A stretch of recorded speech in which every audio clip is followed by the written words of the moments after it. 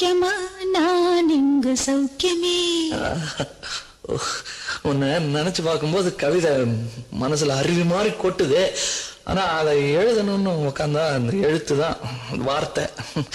உன்னை எண்ணி பார்க்கையில் கவிதை கொட்டுது, அதான் அதை எழுத நினைக்கையில் வார்த்தை முட்டுது. அதேதான் பிரமாதம். கவிதை கவிதை படி.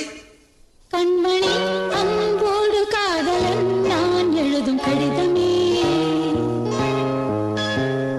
பொன்மணி உன் வீட்டில் சௌக்கியமா நான் இங்கு சௌக்கியமே. உன்னை எண்ணி பார்க்கையில் கவிதை கொட்டுது, அதை எழுத நினைக்கையில் வார்த்தை முட்டுது.